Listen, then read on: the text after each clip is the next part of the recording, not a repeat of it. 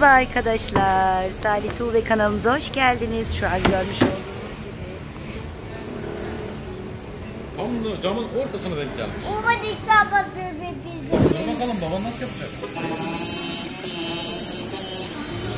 Ne yapıyor? Cam Burayı tamir ediyor. Merak etme. Camın ısısını tamir ediyorlar. Geçici plaka veriyorlar. Camda taş gelmişti ya, kırmıştı. Tamir ediyor bizim müşteri. Abi o işi yapıyor kışınlar.